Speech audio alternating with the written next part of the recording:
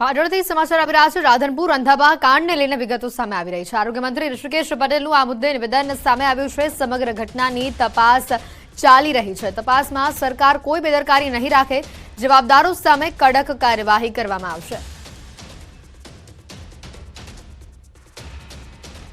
રાધનપુરની અંદર જે પ્રકારનો બનાવ આંખોને લગતો આવ્યો છે એની આપણે તપાસ કરી રહ્યા છીએ અને તપાસના અંતે જે યોગ્ય અને સખ્ત કાર્યવાહી કરવાની આવશે રાજ્ય સરકાર ચોક્કસ કરશે। માંડલમાં પણ કરી છે અને રાધનપુરમાં પણ ક્યાંય કોઈ પ્રકારની બેદરકારી અથવા તો નિગ્લિજન્સ રાજ્ય સરકાર તરફથી રાખવામાં આવશે નહીં।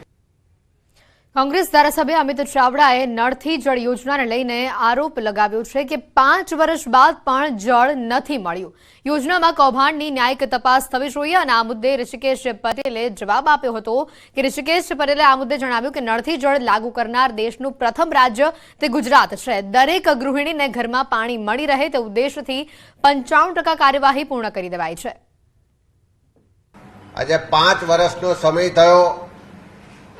આ ગુજરાતની ડબલ એન્જિન સરકારે આ પૈસામાંથી શું કર્યું એના પ્રશ્નોત્તરીના જવાબમાં જોવા મળ્યું કે છેલ્લા 3 વર્ષમાં કેન્દ્ર સરકાર તરફથી આ યોજના માટે 7,500 કરોડ રૂપિયા મળ્યા, પણ ગુજરાતની સાચી જમીની પરિસ્થિતિ શું છે તો ઘરે ઘરે નળથી જળ તો ના મળ્યું, નળ આયા પણ ક્યાંય જળ ના પહોંચ્યું।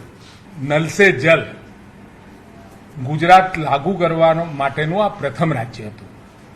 દરેક મહિલાને ઘર આંગણે એના ઘર આગળ જ પાણી મળી રહે અને નળથી મળી રહે એ પ્રકારની સંકલ્પના અને એ પ્રકારની વ્યવસ્થા આદરણીય નરેન્દ્રભાઈ મોદી સાહેબ જ્યારે મુખ્યમંત્રી હતા ત્યારથી જ ચાલુ કરી હતી। દેશમાં પણ લાગુ થઈ છે। રાજ્યમાં મોટાભાગની 95% જગ્યાએ આપણે આ વ્યવસ્થા પૂરી કરી છે।